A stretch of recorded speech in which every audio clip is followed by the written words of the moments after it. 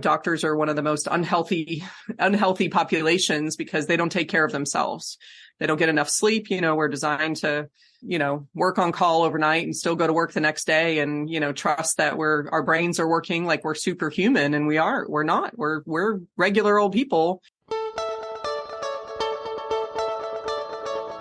Welcome to the Real Estate Mogul MD podcast. Thanks for tuning in and taking control of your financial future. This is a show where we not only motivate and inspire, we give you actionable real-world experience to help you live life by design. You'll hear journeys and stories from other physicians, investors, coaches, consultants, and entrepreneurs. And now, here's your host, Brett Riggins. Today we've got a little bit of a spin, and why I think this is so important. We always talk about wealth, and one of the things that we don't talk about is health. But without health, there is no wealth. We cannot appreciate those things if we don't invest in our health. And today's guest is the #1 best-selling author of Normal Doesn't Have Side Effects. She's an award-winning speaker and a frequent TV guest. Dr. Aimee Duffy is the founder of Carolina Integrative Medicine. Well, first of all, welcome to the show. Thank you. We've made it. And here we are. Tell us a little bit about yourself, your medical background, what got you started in medicine and where you're at now. Well, I'll tell you, my story starts back probably as a young little girl. I absolutely loved babies. Like, I was obsessed with, at that time, the Cabbage Patch world was very popular. When I was 10 to 12 years old, I had all the Cabbage Patch, everything with their accessories. One of my friends, her mom was a seamstress, and we had, Cabbage Patch. And so she got she made all the clothes for our babies, and we had everything, all the accessories and stuff like that. So I was kind of obsessed with babies, which led me to having my first job at 11 years old. I met a family at a pancake breakfast that had, basically the classic Michelin baby, this bald-headed baby with all the rolls and everything. And he was sitting in the playground, and I just went over and started playing with him. And the mom was like, "Wow, he just loves you. And, do you babysit?" And I said, "Well, I'm only 11. I don't know if I'm allowed to do that." And she says, "Well, how about you just come over and play with him so I can get some things done?" And so that was literally my first job. And that was at 11 years old. And I basically continued. They had more kids, and then her sister had kids. And so my job from 11 years old through, 18 was babysitting for this family. And so when I was a senior in high school, the sister was pregnant and ready to have another baby, and invited me to be in the delivery room when this baby was going to be born.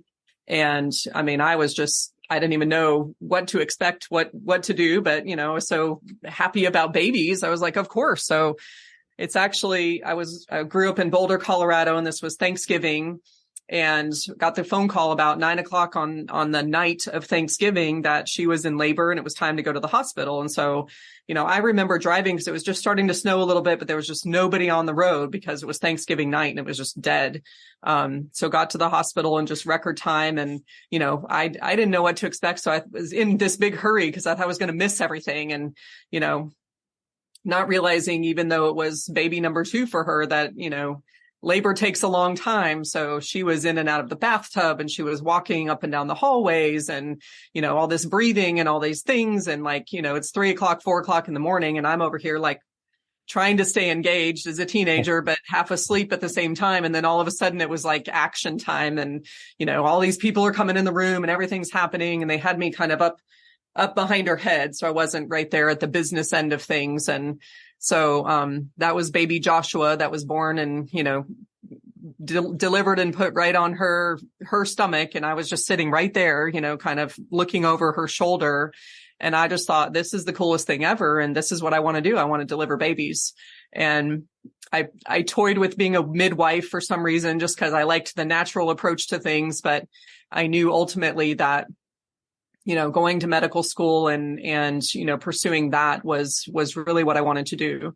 So I went to college, went to medical school, residency. I chose to do family practice residency as opposed to OBGYN, simply because I liked the family connection. I like, kind of being able to see this baby beyond, the delivery and in my experience. And also it was just a much more calm environment. I knew I wanted to have a family, one day. And so family practice was just much more,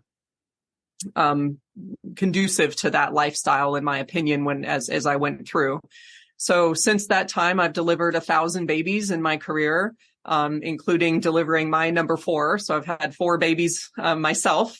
Oh, and wow. baby number 4, came flying out without anybody else there. So I just reached down and grabbed her and cleaned her off and suctioned her off and cut her cord and said, here, Oh, wow. to, take her over there and make sure she's breathing and all the things you need to be doing. So, that's another story in and of itself, but that led me down the path of, baby delivering and, really what I say is bringing, helping those moms bring life into the world. And in that women's health process, if you're not delivering babies, then you're doing what we call GYN, which, had to do a lot with women coming in, not always with physical symptoms, but with, hot flashes, hormones, not sleeping, depression, anxiety, mood, related stuff, and really frustrated with the way that, hormones were being discussed at that time. So about 20 years ago, we had the Women's Health Initiative that did a huge study on Premarin and Prempro and,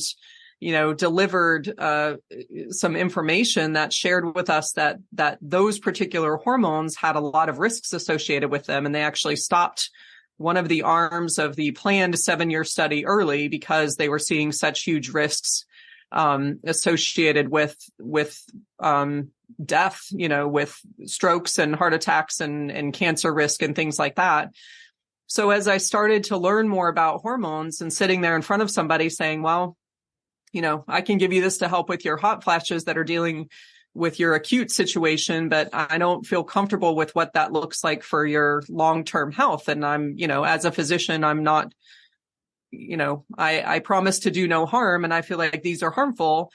And yet we didn't have a really good solution in the world that I was taught in what we call traditional, medical residency and medical school. It was kind of like hormone therapy and even today, the statement from American College of Obstetrics and Gynecology is use the smallest dose possible for the shortest period of time to help the patient through their menopause symptoms. And then they have to go off of it and then we're done with it. So, it's almost like we're still band-aiding, a symptom, knowing that the risk is there. But if we just do a low dose for a little bit of time, it's not going to be that bad, but that leaves these, really millions of women out there without a choice. If there's concern about, breast cancer in their family or even heart disease or something in their family, that wasn't a good option. So I started researching more and happened upon a conference that was on natural hormone balancing back in 2008.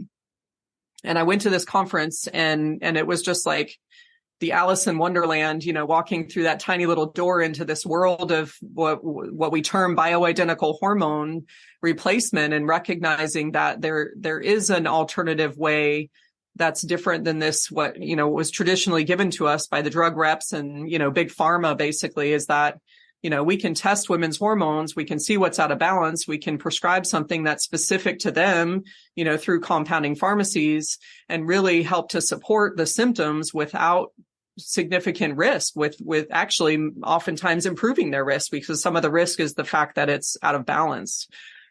So once I started doing that, I started actually getting responses like, you've changed my life. You've saved my life. This is huge.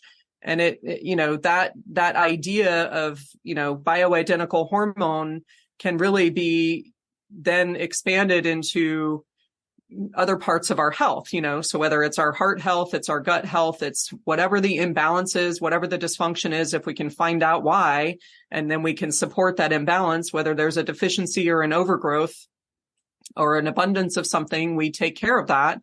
And it really makes a huge difference for people. And we're not just throwing Band-Aids, which has a lot of side effects. So that led me to writing a book called Normal Doesn't Have Side Effects, because when I'm sitting in front of a patient and I say, normally when you're getting a prescription written, or a recommendation of some sort, we go over the list of all the side effects to expect. And what I expect for you is that this makes you more normal. And, normal doesn't have side effects. So we don't have to go through all that list. If something doesn't feel normal, then you let me know and we'll have a conversation about where that might be coming from. But I'm not here to give you a list of things that are going to band-aid something, but you have to accept the side effects or be aware of, the concerns for what this could cause, rather just, help to support what your own body's supposed to be doing naturally. Very interesting. And in that path, going from early on, the delivering babies and the midwife kind of idea, it's almost like you circled back to that idea of a more naturalistic, holistic approach. It really is. I thought I should do emergency medicine for a long time because I could just ignore the natural stuff and all I'm going to do is just save the life at the moment, and put myself in that hole. And really it has come full circle. I say I used to help bring life into the world and now I help restore life to those who feel like it's been lost. Right. And it really is full circle. I don't deliver babies anymore because when I had 4 babies of my own, the being on call and balancing work life and home life and stuff was really difficult. So I made a very difficult decision to stop doing that as part of my career, but it's really been, just so, what's the word, gratifying to, have this place now where I have the majority of my patients are women that are somewhere between 40 and 60, that come specifically for, whether it's hormone driven or I think something's wrong with my hormones or, hot flashes is a very common thing, but people don't recognize how much, their symptoms that they're dealing with are affected by hormones. But again, we dive into gut health and nutrition and all kinds of stuff, recognizing how it's all interconnected. And this is the angle towards a healthy lifestyle, right? And this lifestyle architect and wellness mentor. And this is the whole picture, the holistic approach, right? So really we become, the Latin word for doctor is really teacher. So, for me, I do extensive testing. So we go into, I do saliva testing for hormones and adrenal function, and we do a really comprehensive functional analysis. We do food sensitivity testing. So I'm gathering information on these people, but then, giving it back to them in the form of helping them to understand, how their body is working. And, our body's job is to help us, it wants to survive. It wants to, fight against any insult or disease or whatnot. And so a lot of our symptoms are coming from the place of our body trying to survive. And if we're not giving it that opportunity, then that's where disease comes from. That's where these symptoms come from. And so a lot of my job is really not being a doctor to present, here's the fix, here's the Band-Aid that's going to mitigate your symptoms, but it's here's why your body, here's where that symptom is coming from and why it's happening, and giving them the power. For me, it's all about empowerment delivered back to the person that I'm working with, it so that they can have control over their own health. And it's very easy to look at somebody and say, you need to eat better, but what does that really mean? Because if your body is for whatever reason reacting to, broccoli and avocados and lettuce and, things that we're sitting here saying eat more of, and they're trying, but they feel horrible every time they do that, or they may not even recognize that that's where their symptom is coming from, then that's not helpful to them. So it really needs to be an individualized approach as to what does that healthy lifestyle mean? What does healthy nutrition for them look like? And it's not always about weight loss. It's not always about calories in, calories out. Because we know people have tried that before and they don't get results. Like, again, the women that come in that are sitting here going, I'm so frustrated because I've eaten nothing but chicken and broccoli and been to the gym, 6 days a week for the last 6 weeks. And I've gained 2 pounds, where my friend over here is, already lost 15 pounds. What's wrong with me? And then that leads to frustration. And, if this isn't going to work, I'm just not even going to try anymore. So then they stop going to the gym. They eat whatever they want. And that's not helpful either. Very interesting. And in this path, that particular scenario right there, just curious, what would trigger something like that when they are doing what, we would assume is the right thing, the chicken and the broccoli in the gym, but it's not dropping. I mean, what would stand out in your mind right away of like? So, there's two categories, and sometimes both of these things can be happening at the same time. That's where I look at hormones, and hormones, not just in the sense of estrogen, progesterone type hormones, but cortisol, insulin, thyroid. So all of those things are going to play a role in how our body handles fat, how it handles weight.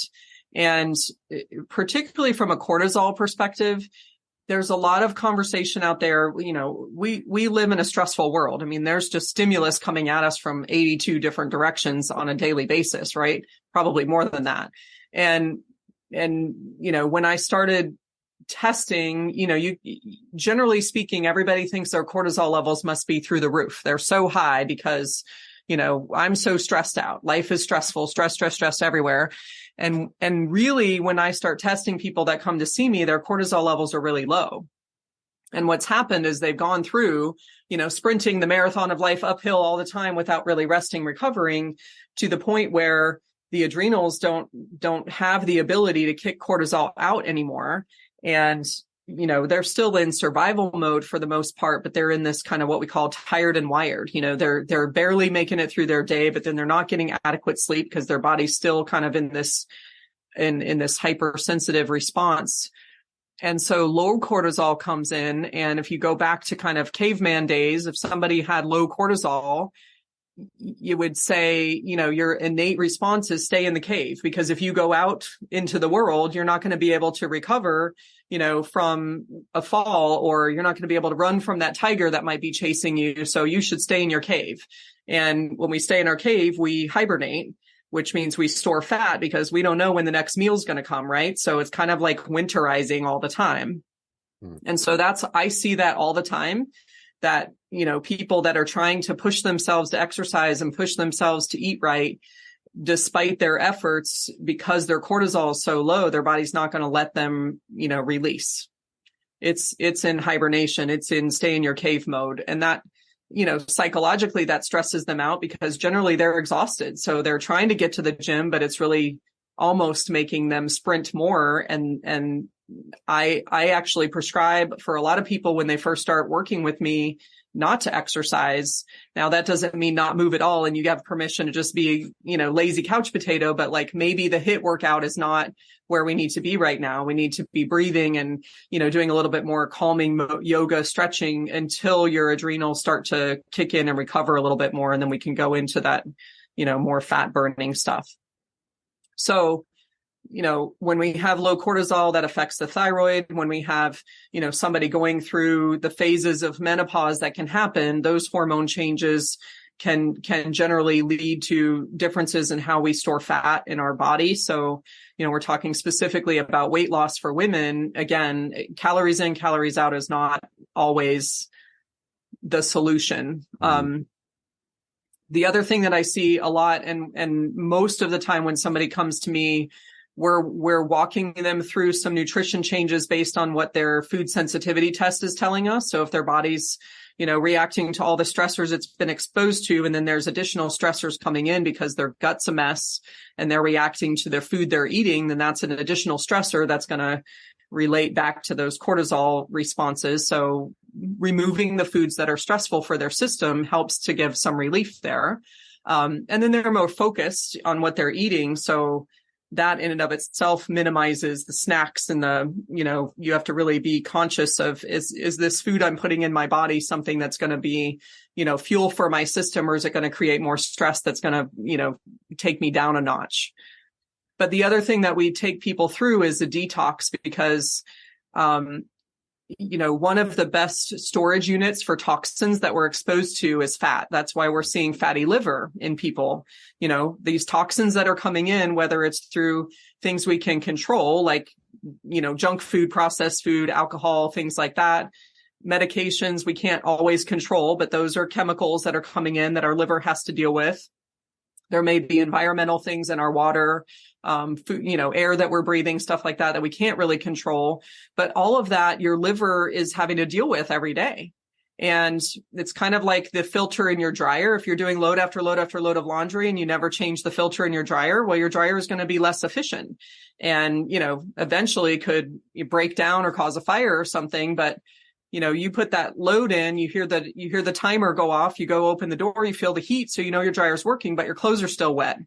And so until you figure it out, you run it through again and you get another cycle where the clothes are still damp. Then you go, oh, I got, 3 inches of lint in my filter. I didn't realize. You clean that out, boom, your dryer's back working again. So, our liver's our filter. We have lots of filters in our body with lymphatics and things like that. But if we go through life without giving that filter a moment of, reprieve from all this stuff it's being exposed to, then it's going to be less efficient and it's going to start taking things that it can't get rid of and putting it in storage. So it's generating not only fatty liver, but, it's not going to release the fat that's hanging out on your love handles or in your thighs or wherever it's going to be, because that's a storage unit. And, your body's job is to survive. And so if those are toxins that are, going to present harm, it's not going to want to release that. So I see a lot of weight loss happen after we take patients through kind of a detox protocol. Is there a general detox that would kind of encompass several types of people? There's a foundation there. So most of our patients are going to go through the same type of detox. And there's hundreds out there. I've developed mine through, work with colleagues and different supplement companies and things like that to say, this is what seems to work the best. My approach is that you have to have your gut in a healthy place first, because if you release a bunch of toxins and your gut is all irritated and mad anyway, then that's just going to create a perfect storm. So people who might go to Whole Foods and get a 3-day detox or something like that, it's probably helpful, but I don't know that it's going to really do the job for the most part. And sometimes people will get side effects, if you want to call it a side effect or an effect from a detox, that's a negative thing. So they get headaches or they get a rash or they get something, GI wise that happens because that's the body's response to these toxins that are being released from storage, but your body doesn't know what to do with them. So detox is about 2 different things. Detox it's kind of like spring cleaning your house. If you go through and you decide, hey, we've got all these closets and storerooms and things like that, and we're going to take everything out and we're going to put it in the middle of the living room. And then we're going to go through it and decide what do we want to get rid of and what we want to put back in storage. So step 1 of detox is getting things out of storage. And step 2 is going through it and then, taking the things to the dump or to the giveaway if that's what your choice is. But if you get stuck in only number 1, where we got everything out of storage, but you can't get rid of it, then that's going to create more dysfunction, right? Now you got a big pile of stuff in the middle of your living room that's not helpful to daily life.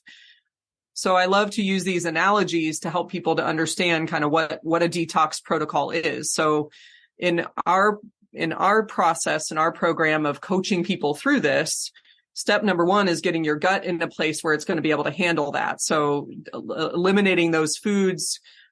We use, high dose probiotics. We use immune system to support, to balance any overgrowth of bacteria or yeast or something that may be happening in your gut. Lots of anti-inflammatories to help support that process, and anti-inflammatory meaning like curcumin and glutamine and things like that help to support inflammation in the gut. And then we move them into a detox. And the detox is a mixture of supplements that are things that release the toxins from storage. So, there's brand names that we can talk about, but there are supplements that help to, release those things. And then there are supplements that bind. So you got to bind the toxins once you've released them so that they go out of your system. And so there's, detox binders and things like that help. We use meal replacement shakes that are a blend of things that help to support the liver and the gut to help go through that detox process. So it's hard for me to answer that question. It's not like, just go to Whole Foods and get these couple of supplements and go through a detox. And, detox in a concrete way is removing the things that are causing stress on your system. So that goes back to the food. guiding what foods, for this individual person. We know that there are foods out there that are stressful for all people. So, pretty much anything that comes in the form of a package is made with chemicals of some sort. And so, that's more things that people have to deal with. So trying to stick to real food as much as possible.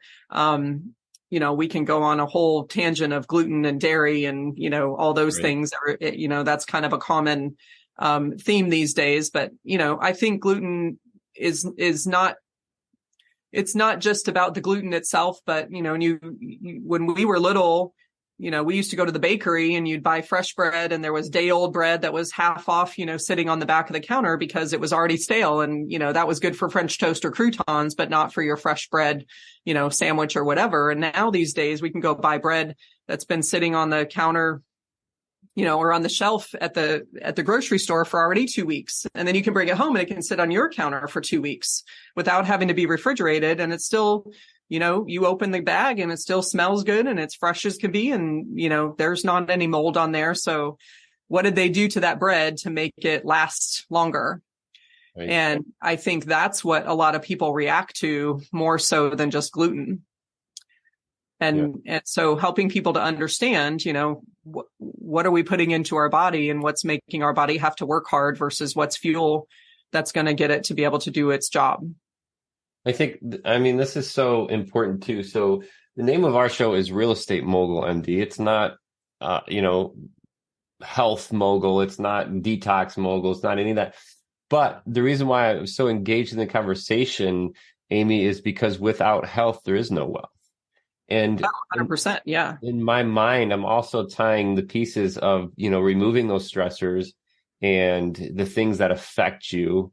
Even in this, there's got to be a mindset to go in and not just put Band-Aids on the symptoms, but a mindset to go in and fix, just like in wealth generation, that's the same thing. And even in this piece too, you mentioned how you had made a decision to step away from delivering babies because of the stress and the life, the on-call, all those pieces. Yeah. And again, that ties into all of this stuff too, and the lifestyle architect piece of this. So along with what we've talked about with detox and everything, and the mindset piece, but there's so much of it that ties together with what we're doing. So health is hand in hand with wealth. Yeah, 100%. That is, your health is your biggest asset because that's what I see all the time is people who, if they're in a job, even if there's, room for moving up the ladder or, I have all these dreams of building my, creating my own business one day, starting my own business, but, I just don't have the energy to do it, or I can't focus enough to do what I need to do, or I always wanted to go back to school to get my master's or whatever. These are just stories I hear from patients all the time, but because their health is in their way and they may not even recognize that as health, because a lot of people don't recognize fatigue or lack of concentration as a problem. That's just normal because everybody has that. They don't always seek, a physician's care for that kind of stuff. Sorry, I thought I had do not disturb on. It's not disturbing me. Anyway, those become the norm, those become things. And I see it all the time, like with GI issues, people will literally say I have to plan my day around, where the bathroom's going to be. And they become used to that and they don't recognize that as being dysfunctional. And because they've just gotten used to it, I'm just throwing that out there as an example of how people so readily adapt to their symptoms that they don't connect with how much they're affecting their life. And I see that more and more as people come in with one particular symptom that they want to work on, and they come back and they go, I didn't realize how tired I was. I didn't realize that I was taking a nap every day. I'd come home from work and I'd lay down on the couch and I couldn't do anything for a couple of hours or whatnot. And now, I have so much more energy. I'm getting so much more stuff done. And, you can directly tie that for some people into the ability to create more wealth for their life, Yes. When you talk about, even like for me, for instance, I was in a very stressful environment with kids and delivering babies and on call all the time. There was no time to think about future and, creating retirement plans and stuff like that. If somebody ever approached me about that, I was like, I don't have time to think about that right now. You're just busy in the day-to-day putting out fires and not really being able to, pay attention to the big picture like that. So where does that leave you at now, Aimee, it sounds like that shift has taken place and kind of at a different place where you're practicing now. You've got that time back. The health piece is there. Yeah. Where does that leave your investment piece? Do you invest in real estate at all? I'm about to buy this building that we're talking in right now. So, that will be step number one for me. Congratulations. That's awesome. Thank you. We can dig deep. I filed for bankruptcy, in 2020. So, that's not something I used to want to talk about because it felt like failure. And recognizing that, I probably should have done it early on. I left the traditional, type of medical practice to open my own business and independent from hospital systems, which is really what everybody's doing right now. And I think, that was a big step. I had no idea what I was doing. I did have some support from a practice management consultant that helped me out, but that's a short period of time to have somebody help you build a practice or start a practice. But the little things that you don't realize along the way, like, you kind of have to pay attention to what your monthly numbers are. And, I didn't learn those things for a long time. So, one of the things when I say, if you could go back, even 10 years, if I could go back, investing in professional people to coach you, support you, to help you to understand, I didn't go to school to know how to run business. I went to medical school to learn about medicine. And even then realizing that the medicine that I was learning, I think I've probably done a whole nother, 2 medical school equivalents of learning about this, functional or integrative medical approach. I wish I had learned more about running a business because that would have made some changes for me. But, a huge process for me was helping people to understand where the current medical system is not designed to help you get better. What we consider our health care is really sick care. Our health insurance is there if we're sick. Our health insurance is there if there's trauma, and we have one of the best, for the US, being able to have trauma centers and, things that are there when we need them, surgical intervention, state of the art stuff there, all fantastic. And I will be glad to pull out my insurance card when, surgery is needed or an intervention like that. But when we depend on our insurance to cover our, truly our health, it's not designed to do that. It's really there for sick care.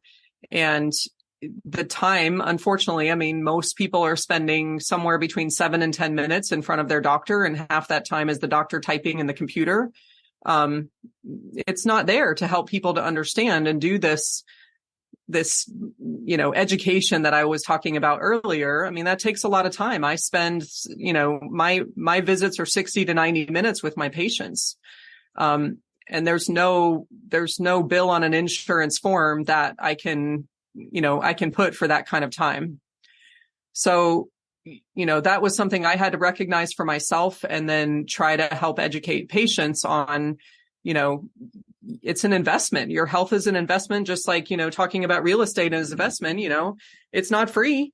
You gotta put some, you gotta put some capital in there to get back what you're trying to achieve. And I think our health is the same way, in that, people need to recognize that if they want a different way, they've got to go outside of the traditional medical system, because that's not designed to do what we're trying to do. Yeah. And when I built this practice, even though I separated from the traditional, hospitalized system, everybody says, what hospital system are you connected with? I'm totally independent. I don't have any connection to, that kind of broken healthcare system. And that's a challenge, but it's also a benefit, because if you got to practice what you preach. And if I'm not, if I'm in that kind of system for myself, I mean, I have friends that are medical doctors and they are just tapped out. I mean, those are the one of the most stressful environments, highest suicide rates for a lot of people, is in the medical field, and they're just completely stressed out, and that's no way to live life. And, doctors are one of the most unhealthy populations because they don't take care of themselves. They don't get enough sleep. We're designed to, not designed, but we're trained, if you want to call it, to, work on call overnight and still go to work the next day and, trust that our brains are working like we're superhuman, and we're not. We're regular old people, that decided to put our, education, our efforts into helping people. But I can't help somebody if I'm tapped out, and I can't be 100%. So, for me to be able to have more time to spend with my patients, but it also, the investment that somebody makes in our practice is part of that, is because we don't have thousands and thousands of patients and we can't remember your name. We know who you are when you come in, we know what your plan is, and we're able to give you the time that's going to take to get the results that we're looking for. And that leaves an environment that's way less stressful. If you ask any one of my team members, this is the best job they've ever had, because we don't fight, we don't stress, we don't, are there times when it's busier than others? Yes, 100%. But we're a happy environment because we created that. I created a team and an environment that we don't bring stress to the table when we're trying to take care of people that come to us, to get healthier. It sounds like proactive